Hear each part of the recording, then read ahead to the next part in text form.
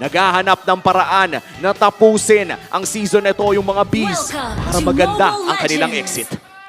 And before that, syempre, tingnan natin kung paano rin yung magiging execution inside the game. As we've mentioned, yung burst nandun na for Team Falcons. But it's up to AP Bren na kahit papano sa early game, makahit agad nila yung mga core damage dito. Yeah, sobrang importante na for AP Bren, no, maging decisive sila sa kanilang mga takes kasi honestly, kapag nabaliw sila ng husto, again, ang daming cross-map plays na pwede manggaling mula kay Fanny, tapos meron pang diversion mula sa Louie, and yung alam mo yung pag professional esports player, fitness enthusiast yan. Pwede nga maging fitness influencer rin si Flap eh. Pwede kasi kita mo naman kahit sa Dali, social no? media niya, daling-dali lahat. Oo, at ayun na nga, tignan natin kung magkakadalian na dahil magsisimula na ang pinakaunang laro ng best of 3 na to. It's Chopskirt and Sindel in the mid lane na mukhang magpapakitang gilas pero mauunang makapag-clear dito sila Few. Grabe si Grabe si Sindel Sila kung Few. anong role ng nilaro pero ayun, nabinggan siya ni Few, ginamitan ng experience. Sabi ni Few, dapat pinapoke itong mga roam para pinapauwi, para wala masyadong manggugulo kay Kyle TZ. Buti na lang may heal ng backup dito yung AP Bren pero nakatapos na makapag-orange si Kyle TZ. Inuna niya yung orange na, by the way, ito medyo golden rule to sa mga jungle. Kapag may heal the XP kang kalaban, please doon kayo mag-start. Kasi pag doon kayo sa kabila nag-start, tapos let's just say na si Kyle TZ nag-start ng purple, no? Tapos nag-orange, hindi niya na makukuha yung orange niya kasi aaraw-arawin siya ng Hilda. Alam na agad eh.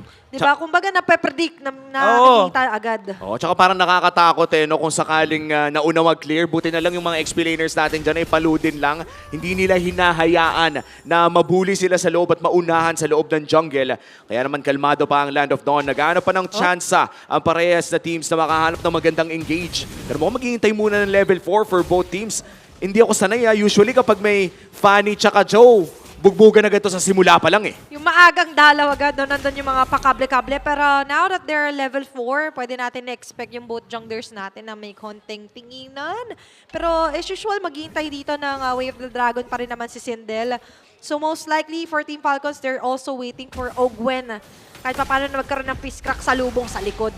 Pero ito na, first turtle of the game. Mauuna sa pwesto ang Team Falcons pero nandiyan pa rin naman si Sindel para magbigay ng vision sa AP Bren. Pero mukhang pinapabagal ng parehas sa kupunan ng larong ito. Sasayawin lamang ni Flap TZ ang pinakaunang pagong at magkonting sakitan dito sa Hilda, nakatapat niya. Okay, nandyan yung jump. Magagaling dito kay Flap TZ. Yung Dark Wave ay hindi mag-hit.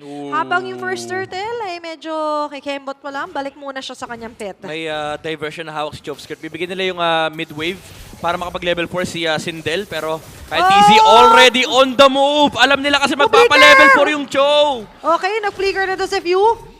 Muntik na doon si Sindel, but gladly so ay makakaligtas. Hindi pa rin naman sila mapa-first bloodan. Pero diversion play si Kyle TZ. Sinalubong ang first blood para kay Chopskirt.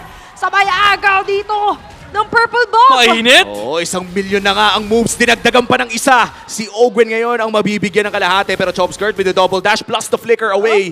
Respect flicker na siguro para sure na buhay. Ang ganda nung punish ng AP Bren. Nakuha pa ni Chopskirt. Sabi niya, yung Louie ko kahapon palumpaloy. Ngayon, Louie pa rin ako. Kasi meron akong hawak na diversion. And even though maganda yung ginawa ng Team Falcons na pinanish nila yung Cho na nagpapa-level 4 sa may mid-wave. Yung timing, kasi nakita nila walang purple buff kanina si Kyle TZ. Okay, nandiyan yung fist break. Pero ito na nga lang din. Pinagsusundok, fist crack activated. Habang sa may pinakigilid naman si Few. Oh my goodness! Nga lang din doon nila Dera. Habang nandito ang mga kable. Kaso medyo mabibitin. Ito hindi mabibitin sa mga pagpalo. Wow! Flicker pa si Der. Nakikitaan mo Wow! ang potensyal. Itong sayo. Double kill. But at the same time, kapalit ang ulo niya. And that's gonna be the turtle secured as well para sa AP Bren. Pero may diversion play si Few mula lamang sa base. It's the turtle pero may 1-for-1 trade na naganap. Yeah, sumama pa si Shizu. This time around, di na siya tahimik. Maaga siya nagpaparticipate sa mga laban dito versus Team Falcons. Hindi ito Super Marco na iwan siya ng bahagya sa gold lane. Di naman ganun kalaki yung makukuha niya out of the energy shields. Pero again, yung mga punish ng AP Bren. Parang pinapakitaan nila ng Team Falcons ng macro moves of their own. Nakakatuwa makita na proactive yung galaw ngayon ng AP Bren. Hindi nila hinahayaan na Team Falcons yung magdidikta ng pace in the early game. Kahit pa sabihin nating naka-Fanny ang side ng Team Falcons. And this is beautiful AP Bren mukhang nadadagdagan ang kanilang confidence sa laban na ito. May diversion pero alam mo ng Team Falcons kanina nanakawan si Fuse, nakabantay si Fuse dito tsaka si Ogwen. Grabe. Pero naka-ready, may sipa din si Sindel, may kasama pang flicker yan. Okay, kinancel. Okay lang, okay. Maganda yung reaction here for Team Falcons and as well as even si Calteezy. Just knowing na nandun si Few and Ogwen is enough para hindi mag-go doon yung AP Bren. Oo, may ano talaga no? May hidden na chess match itong dalawang team na to. Si Pew laging ganito no? Parang lagi siya nakaabang. Sa Oo. mga plays ng kalaban niya, telegraph Yeah. lagi yung mga highlight play ng kanilang mga kalaban. And even though maganda yung attempt ng nila Chomsky to, pero hold that thought there. Medyo napagtutulong-tulungan na nga lang din. Nandun na nga lang din for the pursuit together with the Force. Calteezy will get the kill. Habang meron palang cross map 3 dito. Open ang kapalit. Unlikable talaga doon sa may bandang itaas. Kaya naman even na naman ang ating ball game. For Team Falcons, ito yung maganda sa kanila eh. Kapag may nagawang maganda yung kalaban, automatic adjust. At si Super Marco, diversion na nagmumula dito kay Few. Okay. Agarang makakapunta. Andyan na nga lang din na tuloy na damage bangs! sa JPS doon sa pinakalikod! With a shockwave blast, mabubura na nga lang din Super Marco, not so bulletproof anymore. Together with the double kill. Ogwen! Nga lang, masasako nila lahat ng kamao. Pinatikim, pinakain ng kamao. Few with a triple kill as well. Oh my goodness, grabe yung counter initiation ng Team Falcons. Mukhang maganda na yun sana for James Punks, pero napatay din kasi si Shizu, kaya kinulang sila sa damage output. Yeah. At ngayon, yung Turtle ang i-contest there. And Chop Skirt, 2 laban sa 3. Retries there. At yung Turtle masasecure ni Calteezy. That's the second turtle of the game going to the hands of Team Falcons. 1-1 na ang ating turtle score. At nakakalamang na nga ang Team Falcons dahil na rin sa mga counterplay na pinapakita nila. We talked about how proactive AP Bren is sa larong ito. Pero mukhang na-expect na rin ng Team Falcons na yes, may magandang magagawa ang AP Bren sa larong ito. Pero kailangan preparado tayo, magamit natin yung mobility na meron tayo. Ngayon, ang ganda, nagamit na rin Spirit Destruction, pero ang ganda ng mga duality procs nang nanggaling mula dito kay Few, napatay kaagad nila si Wow. Shizu, and nandun din yung fist crack mula dito kay Ogwen. Pader na nga yung katabi mo. Nilagyan pa ulit Nilagyan ng pa ng pader. pader. Para sure. Oo. Just in case, no? Wala sa angulo. Baka lang naman. At maganda na sigurado ka dahil dyan no, nakakalamang pa rin naman si Shizu at si James Pax in terms of the gold. Hatid sa atin ng gold leaders by BPI. And for Team Falcons, no, actually kakaiba yun ha. Lamang ang Team Falcons overall ng 1K. Pero yung gold leaders natin ay AP Bren. Yeah, yung spread ay definitely nasa sa side ng Team Falcons, pero yung dalawang core, yung importante naman magkaroon ng farm, yun naman yung masaya yung AP Brent. Kumaga, yung Lucas at pati na rin yung Moscow, habang tumatabaw, masaya sila dito. Kasi kapag kumabot yung late game, again, may macro aspect coming out from the Moscow. Pwede natin i-eliminate yung diversion advantage kasi meron din naman kopya si Chomsky dito. Pero yung Fanny, medyo bumababa yung ano yan yung potency. Kasi kapag may kalaban siya Moscow, ayun, napaplanuan. Kyle? Bumababa pala yung potency. Oh! They will pick their poison. Tapos si Black DC na yan. Alande para makaligtas. No si way. Black DC makakapatay pa sila. James Punks ang magiging kapalit. Chop Skirt. Medyo naka-corner na nga lang din dito. Nowhere to go na nga lang din ba. Nandun ang Arcane Shadow with the strikes as well. Pero Calteezy, Wow. mapo-force siya. Flicker. Oh! Natatamaan pa. Hipon mo! Ni Super Marco. At lahat ginawa niya para makatakas. Pero hindi na nga lang din. Oh my Matatakasin goodness. ng Team Falcons. Wala pang nakuha. Oo, yung experience ng Team Falcons, pagka-TP, halos sabay sila eh. Parang pareha sila ng planong gustong gawin. Nauna lang ng konti dito yung AP Bren. Pero umabot yung sipa ni Sindel. Pero after nung sipa, may diversion na rin na lumabas mula kay Few. Kaya naandun kagad yung buong kupunan ng Team Falcons. At pinag-usapan natin to Midnight, napaka-mobile ng lineup dito ng Team Falcons. So anytime na kailangan ng backup, ay agaran silang nakakarating. Sindel, papasok, na-trap! Andyan na nga lang din ulit yung pader. Medyo maka-corner there sila Sindel. Papasok pa si Calteezy. Lumipat ang kanilang sight sa target. Medyo magkakaroon tayo ng reset onto the Lord. Pero si Calteezy hindi na nga lang din rata marireset dito dahil siya man ang iniinda sa mga sakit. Pero may kapalit naman doon, 2. Calteezy with a double kill. Sobrang alay. diversion? Alay yung ginagawa dito ng Team Falcons. Binibigay nila yung katawan ni Flap TZ pati na rin ni Ogwen doon sa harapan para na mapigilan nila yung Lucas ni James Punks. Hindi na makaka-split push pa yung Moscow sa may top lane. So libre na ata yung Lord mula sa Team Falcons. O bukod sa pinakaunang pagong, sunod-sunod na mga objectives na nakuha ng Team Falcons dito mula sa second and the third turtle. Actually, hindi nga tayo umabot sa third turtle. Lord na agad ang ginawa dito ng Team Falcons. Kaya naman agaran sila makakuha ng Lord advantage. Mid lane most likely lalabas ito. At mukhang magagamit na nga natin ang ating Infinix handcam kung saan makikita na natin kung gaano kabilis kumable at gaano ka-smooth yung galawan dito ni Kyle TZ. Yan o, yan o. Oh, di ba? Isang straight cable nga, boss. Wala siyang purple.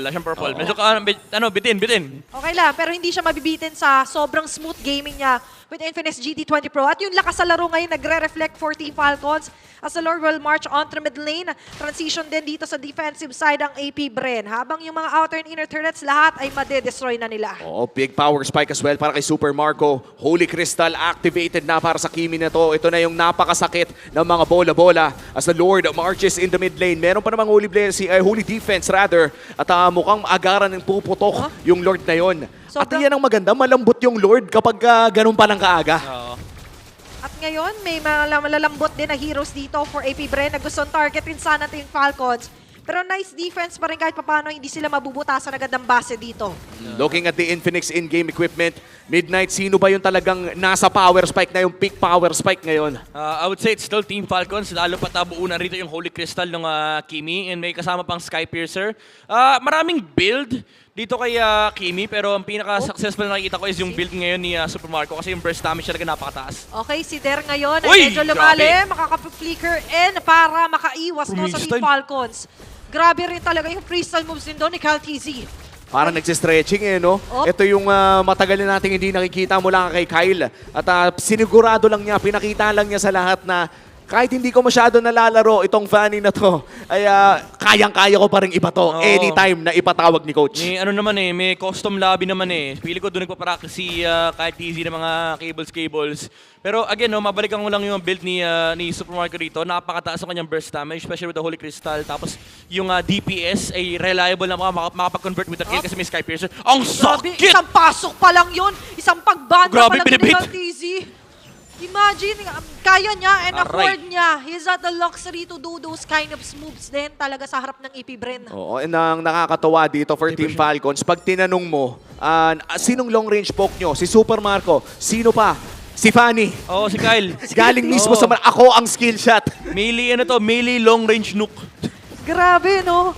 And eventually, kapag pagpasok niya, halos kalahati yung na-eliminate niya Yeah. sa HP bars ng member sa AP Bren. Tsaka para sa akin yun yung tatak talaga ng marunong ka mag-Fanny. Yung hindi laging all-in. Oo. Yung minsan kekembot ka ng konti para i-bait yung mga, sabihin na lang nating defensive abilities, katulad na lamang ng Wind of Nature, o sabihin yung ulti ng isang Hilda kung Yeah. sakaling mabibait out mo rin. Oh, sorry na pre, alam ko namang di ako ganun kagaling magpani para may hugot yung ano mo eh. Ay, sorry pre. Ano rin kasi, yung Benedetta ko ngayon, pang barangay na lang eh. Pero okay lang. Katulad nga sa ating Infinix Keys to Victory, every game is a Tama. learning lesson. Tama. Tingnan natin kung sino nga ba makakuha ng Lord na to. Kaninong lesson yung matututunan nila. Nakita sila doon na choke skirt na bukahan, Grabe. pero yung Lord makukuha dito ni Cal TZ habang bumabanda-banda lang si Terno. Freestyle. Sa nakalikod ay naghahanap na mata-target. Kaso nga lang for AP Bren, Flop. hindi ba silang luwan? Andito ang diversion play. Ay! Punta sila doon ng idol na mga kids! At masisimot pa nga yata doon si James Spanks. Super Marco the killing spree. Cal TZ makakatakas pa. Spear! The Spear of Destruction na abot. The Silent Kid is here. It's going for the shutdown laban kay Cal TZ. At dyan mo makikita yung potensyal ni Shizu. Long range snipe with the SOD. Oo, nakita niya, sabi niya, diretso lang yung kable niyan. Ni Kyle TZ, hindi liliko yan and umabot yung SOD. Ngayon, Lord, lumabas mula sa Team Falcons, wala yung Fanny, wala silang additional nuke. Aha. Na pwede lumabas mula kay Kyle TZ, Oh. pero si Der, Okay. sinusuntok si Pew. Medyo dinidistract nila dito ang Team Falcons. Kaso nga lang, magiging kapalit na to ang buhay niya. Becca kill here for Super Marco. Yung Lord, mabilis naman natunaw ito ng AP Bren, pero mabilis din kasi yung pantunaw dito ng mga tore ng Falcons. Kamunti ka nang may magawang play si Der doon. Sadly, napakabilis talaga ng Team Falcons na mag-respond on any 1v1 situation. But here comes a diversion play. Sa likod pinadala, boss! Okay, medyo Grabe, tas nandiyan tumayo. na nakasuntok, tapos sabay emote! Ay, nandun na naman din talaga ang sabihin natin veteran C4 Team Falcons. Nandito na nga lang din pag-aantay nila si Sindel na kasipa. Kaso nga lang, off yung trajectory. Jones. Oh, Medyo Pams. napabuti James pa Pams. ito para sa Team Falcons. Kaso si James doon sa pinakalikod. Naghahanap na mata-target. Ret reactivated. Super Marco makakaiwas. Andoon na nga lang din attraction pulse. Walang masyadong maas. Wow! Pero napakagandang chase. Lockdown there for Flap TZ. That is down. Susunod pa ang buhay ni James Max. Yet again, an unstoppable for the bulletproof. Oh, namatay man si Flap TZ, pero that 4-man Dark Wave With the wall mula kay Ogwin, nakapag-spam si Kyle TZ ng cables. Dalawa ang tumumba rito sa side ng AP Bren. Ang ganda nung synergy ng skills pala nila doon. No? Pinaderan. Oy. Kala ko kay Chomsker galing eh. Kinabahan ako eh. Siya pala yun. Kumbaga parang imposible dapat yung combo na yun. Pero dahil nilagyan ng pader, Oo. ay naging Posible. posible Fall yung in pag sa spam ng cable doon. Tsaka nakita na rin natin yung pinagbabawal na diversion combo eh. No. Yung Parang- invisible diversion, pagkalapag mo, emote. Emote type, tumayo lang si ano eh. Si Ogwin, no? Tumayo na si Ogwin, sabi niya, hindi ako, wala akong gagawin. Nagtutulak lang kami ng tore, relax lang kayo, boy. Grabe do, the TH, magiging tamang hinala ka talaga pag ganun yung ginawa ng badang sa'yo. Mapapaisip din ako eh, parang akala ko nga magpo-post tayo bigla o may mangyayari ba. Pero yung pala, sinadya lang. Oo. Tumayo lang, sabi ni Ogwin, ito yung mga techniques, ayan o, OTP. Ito, may gagawin na yan, sure. Ito talaga. Oh no, there. Saan kasi silip there? 5 member. Not ng there. Team Falcons. He's not here, he's there. Pero they are Grabe. everywhere Grabe si ngayon. Der. At si Der, talagang tibay lakas ng loob ang puhunan. Oo, pati yung Dark Wave dinudge. Hindi na rin kasi pwedeng mapitas at this point. As much as we joke around, umabot na po ng 15 minutes ang ating laro. Pangatlong Lord na nga rin Yeah. ng larong ito. Nakakadepensa pa rin naman ng AP Bren pero ang lead ng Team Falcons dito ay lumalaki at lumalaki lamang. At nakikita na nga natin yan sa items din hatid ng Infinix. Oo. And even though malaki yung kalamangan dito ng Team Falcons, yung slow lane na advantage na binibuild nila, hindi ganun kalaki kasi may Moskov na pwede mag-defend and then abot din naman lagi si Shizu with the Spirit of Destruction. If tumama, it's a big if. Oo. So If- ngayon ay araw ng mga Moscow talaga, sobrang crucial yung mga Sphere of Destruction plays natin katulad na ginawa kanina ni Shizu. But right now for Team Falcons, keeping their eye dito sa pangatlong Lord, by the way, ng laban na ito. Habang sila Sindel, makikita nila Ogwen, mukhang rush. Libre nga ba ang Lord ito para sa Team Falcons? May James naging Fast! para doon. Nangalang din doon nila Ogwen, sila Sindel, pati si Chomsker. Naabot ang mga kable, pinagsasasakal! It's Gotcha, Super Marco with a monster kill. Dalawang matutumba plus may Lord sa Team Falcons. Ang linis nung ginawa ng Team Falcons doon, midnight. Oo, binaliw lang yung AP Bren, nawala yung atensyon ni Sindel doon kay Kyle TZ. And I love this approach mula kay Kyle, kinakatrot niya yung Lord. Ito, Sa pinatay si Ogwen! lubong! Ito na nga lang din! Saan kayo pupunta? Nandyan na nga sa lubong kahit di nila kamag-anak. Lahat inaapiran, lahat pinagsususuntok. Pati na nga lang din sila there ngayon. Lahat inactivate para lang makatakas. Pero si James Banks will survive no more! Team Falcons, may Lord pa sa gitna. At ayan na nga yung Lord nagmamarcha doon sa may bandang gitna. It is a Nag-isip na pa. 2v5 scenario pero mabubuhay naman na si Chomskirt at si Sindel. Okay, tatama si Spirit Destruction pero more on the defensive side dito ang AP Bren. Kaso nga lang for Team Falcons, they keep on soaring high. They count their eyes onto the base of AP Bren at ngayon tatapusin na ng instant. It's going to be game 1 para sa Team Falcons. Malinis na pagkapanalo para sa Team Falcons. Match point para sa kanila.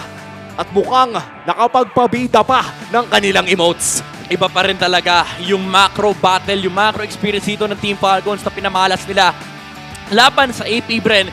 Even though may mga interesting plays na nagagawa dito yung Beast, yung mga basic